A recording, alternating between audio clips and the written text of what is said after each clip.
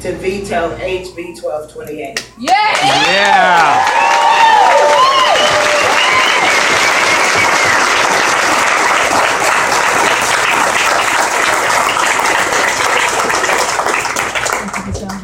We invited 200 people on Friday afternoon, and by this morning, almost 7,000 have been reached.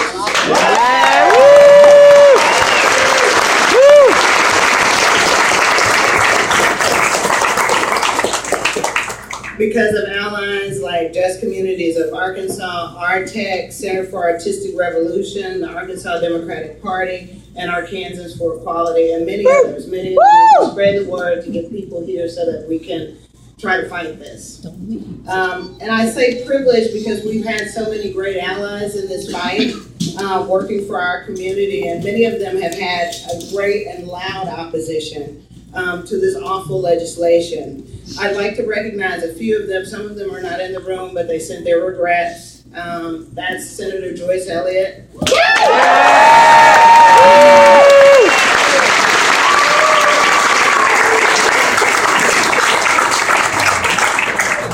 Senator David Johnson.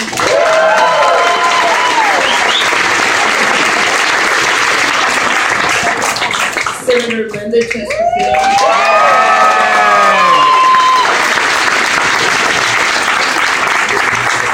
Representative Warwick Sabin.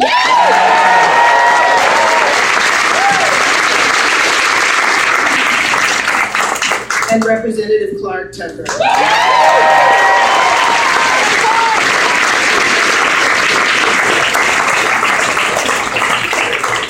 There are many more who voted against it and tried to stop it, but I can't. The list is extensive. I will go on.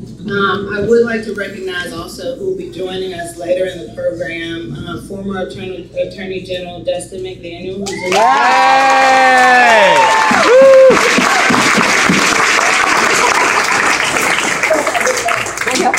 who has also spoken out through editorials and publicly about this horrible legislation. The goal of this meeting is to work together to take swift and coordinated action to defeat HB-1228. In order to do this, I'd like to ask that everyone present be respectful and offer constructive comments that will allow us to voice our opposition to this heinous bill. I know that many of you, like myself, are absolutely outraged that we're still having to have these conversations in 2015. Yes. Outrage is good, but please keep questions and comments respectful.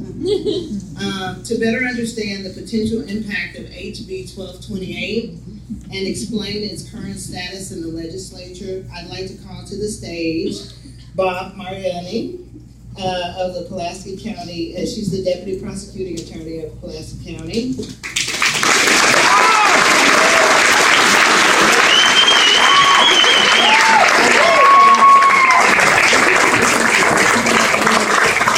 And she'll be followed by Holly Dixon of the ACLU.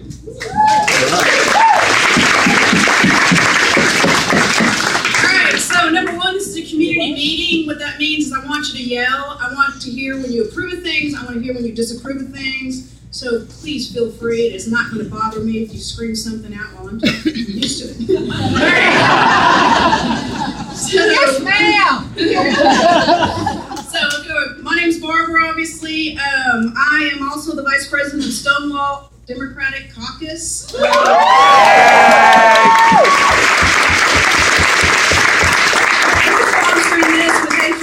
We're very happy to be here. So here is what's going to happen. Number one thing I want you to know is knowledge is power. All you teachers out there know that. And I'm telling you, knowledge is power. So I am here to empower you, okay?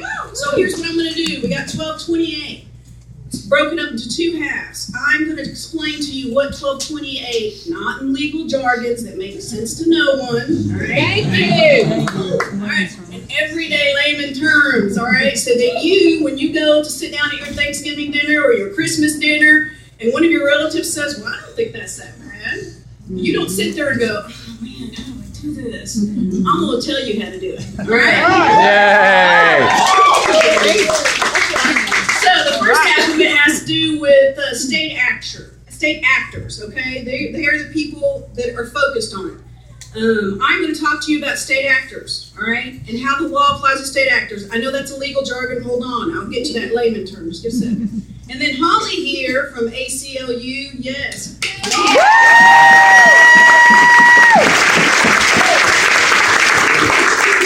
She's going to get up here and explain to you why she thinks it goes beyond just state actors, okay? And the damages that can occur, okay? The legal damages, all right? So, you guys ready to get empowered? Yeah. All right, here it is.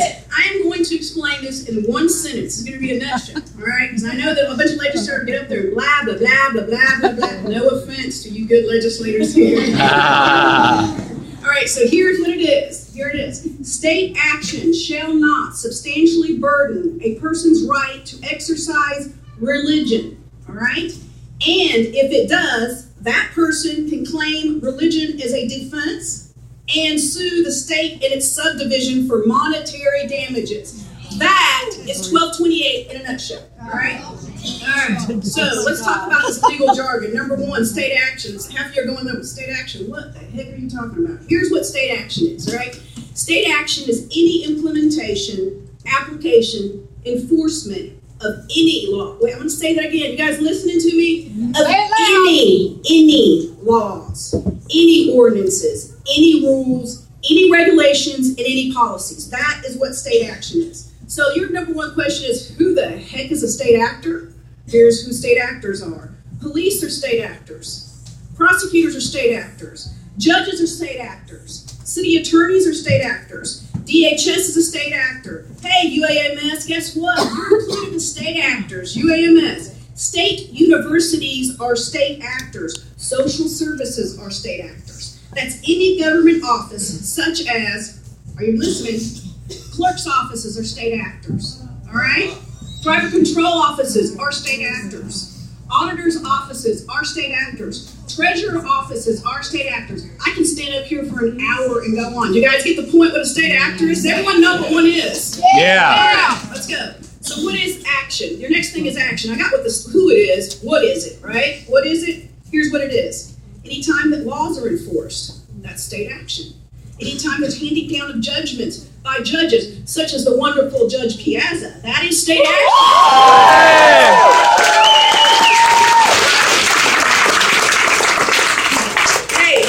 If you go to UAMS, providing medical services is state action. Think about that for a second, all right? Ensuring safety standards, that's action. That's state action. Issuing marriages license, state action. Issuing driver's license, state action. Collecting taxes, issuing tickets, all that. And again, I could go on for hours. Does everyone understand what action I'm talking about? Yeah. All right, so you got your state. You know who that is, and you got your state actor. So what is it? State action shall not what? Substantially burden. Substantially burden. So you're like, substantially burden. What? All right, so here's the interesting thing about how 1228 defines substantially burden. Here's how it starts. Included but not limited to. Now, I want you to think about that. Think. Use it. Use your power. All right, so here we are. Included but not limited to. Withholding benefits, assessing penalties, exclusion from programs, and access to facilities. But remember, that's not a limited list. So it can be opened up to anything else. We're not going to say, but hey, whatever. All right? So examples, everyday examples. Denying grants because of a violation of non-discrimination policy. That's a substantial burden, folks. Did you hear what I just said? That's a substantial burden. Say it again. I'll say it again. Denying grants because of violation of non-discrimination policies is a substantial burden under this statute. Fining individuals for late payment of taxes. Guess what? That's a substantial burden. All right, what else? Violating traffic laws or imposing criminal fines. Imposing criminal fines, restitution for violating criminal laws. That's a substantial burden. Denying access to participate in programs that forbid discrimination. They define that as a substantial burden, all right? And it goes on and on. So you guys understanding anything, basically, it's fair game, substantial burden. So 1228 doesn't limit what qualifies as a substantial burden. So the door, you guys, is wide open for anything to be considered substantial burden under 1228. It's pretty dang wide. When they say includes but not limited to, watch out. That's always a red flag every time you read that if you're a lawyer, okay? Does everyone understand substantial burden? So we know what a state action is. It shall not be a substantial burden on who is the question, right? On persons. It's one of my favorite parts of this statute. I'm a person, right? Don't you guys consider yourself people? You're all people, right? I mean, that's just common sense. We're people. Well, guess what? 1228 says a lot more than that's a person. So what's a person? An individual. Okay, I get that. That makes sense. But how about this? An association, a partnership, a corporation, a church, a religious institution, an estate, a trust, a foundation, or a legal entity. Those are all considered persons. And I know you're sitting here going, what? That doesn't make sense. Yeah, well, guess what? Guess who that includes? Stevens Corporation is a person under the statute. Do you hear what I just said? Walmart is a person under the statute. All right? Who else? Let's see. I like this one. Someone that's been deceased, dead for over a year, their estate is actually a person under the statute. All right? So, yes, they have religious freedom rights, even though they're dead. You're in the house. All right? So, I guess you just don't have to be alive. I don't know. Oh, my favorite. You're like this one. Arkansas Family Council. Yeah! They're a person under this statute and have rights. So there you go. Basically, there is no limitations. I mean, the person is just wide open. Actually, I'll take that back. I'm kind of shocked this legislature didn't include an unborn fetus.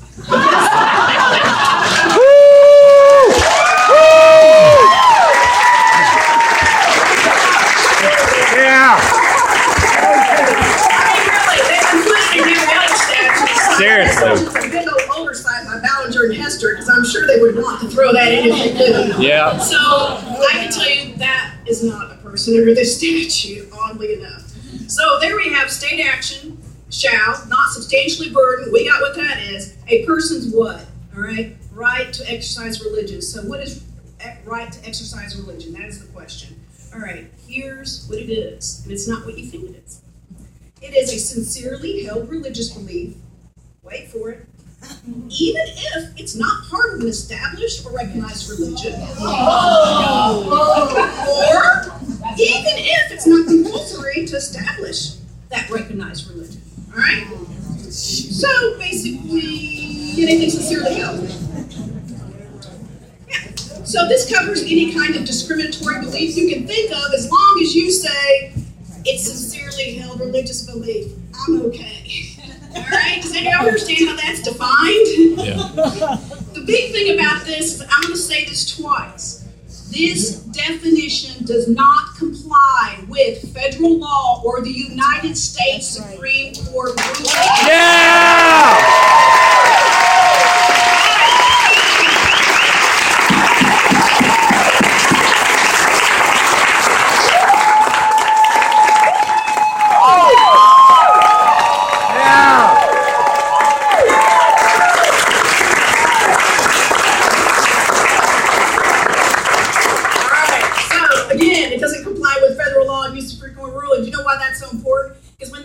Legislators like Ballinger, and I've heard it come out of his mouth, says, I don't know why everyone's so upset here. I mean, it complies with federal law. No, it does not. It does not. It does not. All right?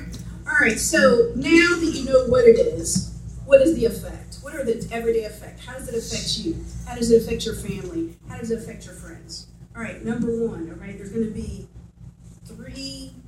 four. I'm going to put four, because actually it's four. Four huge effects, and I call them big effects. There's a ton of other effects, but I'm going to go about four main ones. Number one, it elevates freedom of religion above all other fundamental rights, such as freedom of the press, freedom of privacy, freedom of speech, and what we're doing here today, freedom of assembly. What this does is elevates freedom of religion above all those. All right? It's saying it's more important. It gives it its own special statutory law, and it gives it some great status in Arkansas law books. Do You understand how dangerous that is? So then everyone can say, my freedom of religion overrides your freedom of privacy. My freedom of religion overrides your freedom of speech. Hey, my freedom of religion, press, overrides your right to be here and report on this. That's what 1228 does. That is why it's so dangerous, all right? Number 2 effect. It targets state laws that are neutral to freedom of religion. Listen. It targets state laws that are neutral to freedom of religion. What I'm talking about is the separation of church and state. Yeah. Laws that abide by the separation of church and state are neutral to freedom of religion. 1228 targets that and then trumps it with the exercise of religion. Do you see how dangerous it is? Yes. You guys understanding what we're talking about, this impact? Very, very, very dangerous. So, in the words of Reverend Wendell Griffin, he spoke against 1228. I was there the first time it was defeated in the Judicial Committee, and it was really a fantastic thing to hear if you didn't hear it. But here's what he said. Our Constitution ensures not only freedom of religion, but also freedom from religion.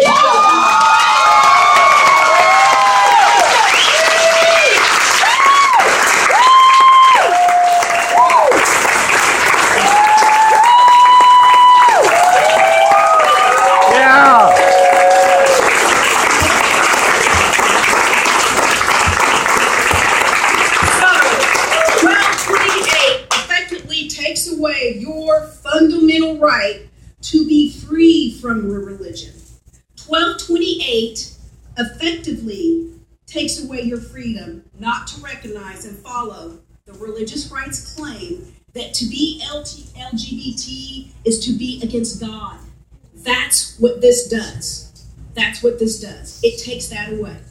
All right? And that is taking away your right from freedom from religion.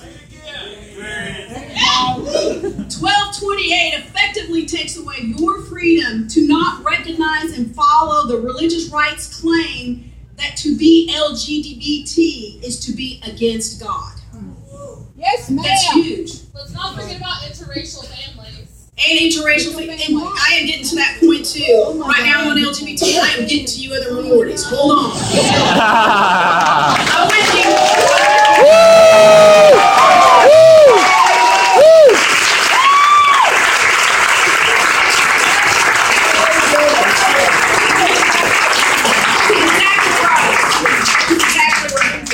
So everyday examples of how 1228 affects you and your fellow citizens. I'm going to go through these, and let me tell you, there's a lot of them, but this is just like, I don't know, the iceberg, okay? So here we go.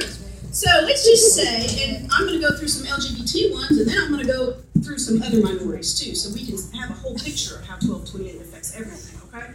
So let's just say there's a refusal to issue same-sex marriage license, all right? I like to call it same-gender marriage license to LGBT. So for an example, I'm going to say, a clerk can refuse to issue a same-gender marriage license even after the courts have said you shall. Oh. All right? It's already happening in Alabama, man. don't think it's like it can't happen here. Yeah, it does. Listen. So they can refuse to issue the license, and then the clerk can claim religious freedom as a defense to any reprimand, termination, removal, or demotion for that action. And then the clerk can turn around and sue the state for saying you shouldn't have done that. Do you understand? Is everyone following how bad that is? So you know what? We can struggle and struggle and struggle, and we can get that right to marriage, which has been a huge struggle, and it's a wonderful thing. We're making great progress. But you know what? We're like, all right, it's legal in Arkansas. Bam, 1228 comes along. And that's how all this has been put together by the religious right, all right? It is a planned attack. Now, what else? Refuse to issue driver's license to LGBT. Guess what? Driver control clerk can refuse it to an LGBT or, transgender or minority if they want. And it could be, hey, the basis is freedom of religion under 1228, all right? Refusal of low-income housing to LGBT on the basis of freedom of religion under 1228. Refusal of unemployment to LGBT on basis of freedom of religion under 1228. refusal of financial aid and lottery scholarships to LGBT on the basis of freedom of religion under 1228. Refusal of admission into any Arkansas State college to LGBT on the basis of freedom of religion in 1228. Wow. Wait, you'll like this one. How about this? UAMS doctor. You go into UAMS, a UAMS doctor can refuse life-saving medical treatment to LGBT on the basis of freedom of religion under 1228 and have a defense under 1228. Yes, they can. UAMS is a state actor, folks. Yeah. Welcome. Welcome to 1228. What about voter registration? Yeah, I mean, it can go on and on. It can be voter registration. I'm just giving you some of the examples. Hey, UAMS pharmacists can refuse to refill a prescription for an LGBT or, for that matter, a woman seeking birth control on the basis of freedom of religion under 1228. It is a defense. It is defense. All right. It affects much more than LGBT. LGBT, for instance, I'm going to give you an example. It's pretty disturbing to me as a prosecutor, but LGBT and racial profiling can be defended on the basis of freedom of religion under 1228. Listen to what I'm telling you. Listen to what I'm telling you, because this is very, very dangerous. An officer can claim 1228 is a defense to criminal prosecution, reprimand, and removal as a police officer for racially profiling and harassing under 1228. This is how backwards this is taking us, okay? Persons can claim defense to removal of abused children from their custody by DHS under the basis of freedom of religion of 1228. Another defense, and a wonderful process. Oh, I'm getting to there. There we go. You read my mind. There you go. 1228 and its protections of freedom of religion is a defense for anyone like Justin Harris who decides to rehome their adopted Wait a minute, it gets better. And the new law to make rehoming a felony doesn't override 1228, so it's still a criminal defense to that new law. So as the legislatures are all patting themselves on the back about, hey, we passed a bill to make rehoming a felony. Well, guess what? You also passed 1228 that makes it a defense based on religion. Oh my God. Do they understand this bill? Sorry? Do they understand this bill?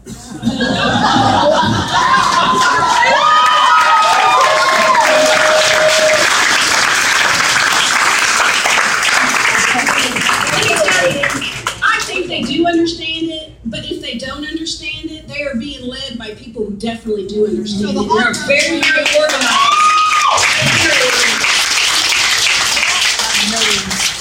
A person, so now we've got LGBT, we've got racial minorities that are included in there, we've got children we've talked about. How about the elderly? Oh yeah, a person who abuses the elderly can claim freedom of religion under 1228 as a defense to social services removing that abused elderly person from the home. So let's include them in there too, okay?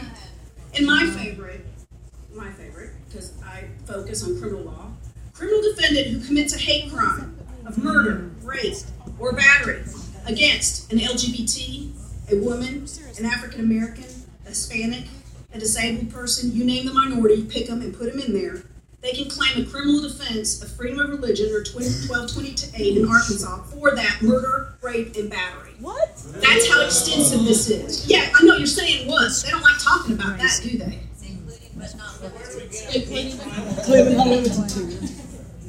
So there you have it. So those are the effects. The last thing I want to tell you that's very, very dangerous about 1228 is this.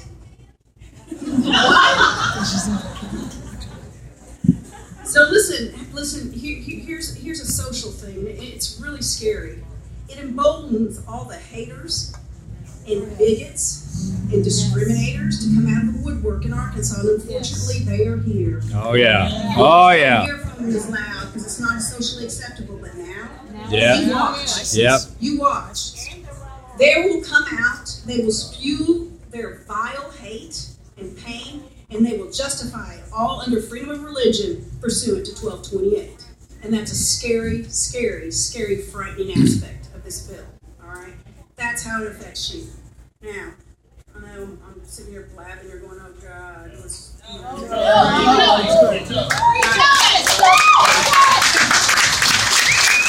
what I want to do now.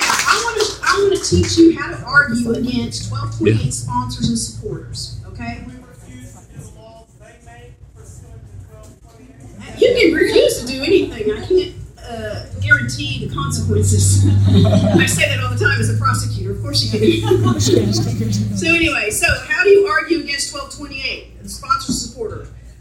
Main justifications of why 1228 is a good law. Okay, so here it is. There's three main arguments that they rely on, and I've heard them over and over and over. It started out, do you remember it started out with a big economic argument? Oh, this is going to make economic, and then all of a sudden, all the merchants, and everyone's like, what? And Apple comes out, and Walmart comes out, and they're like, oh, back it up, back it up, back it up. We got to do another argument. All right, so they got rid of that one, okay, because it didn't work. So here's the three.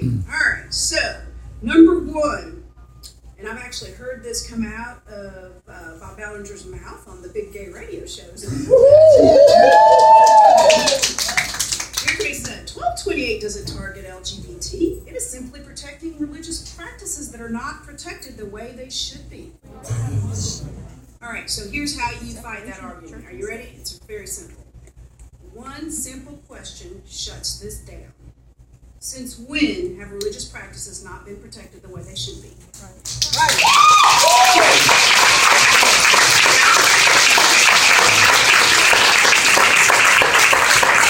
ask that simple question. We've had religion for a long, long time. They're not going to want to answer, but you know what the answer is? Since 36 states have legalized same-gender marriage, that's since when? Have you noticed that? You want to know when 1228 came to the forefront in all these laws? When the court said you shall treat LGBT equally in the area of marriage. And then all of a sudden, oh my gosh, religion, it's not been protected. It's not been protected. So when someone says that, don't let them try to claim that 1228 is not targeting LGBT and is not in response to legalization of same marriage. We had no 1228 or similar laws until the courts mandated you couldn't discriminate against LGBT marriages. Think about that. I bet you guys can hear me, can't you? All right. So 1228 is a specific. Oh, right. Oh, yeah.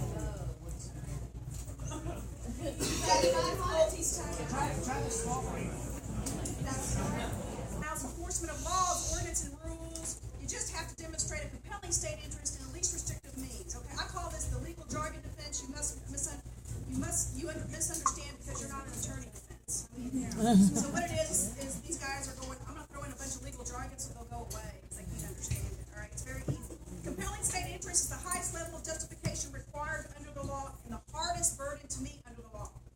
Least restrictive means is the most minimal government enforcement available under the law.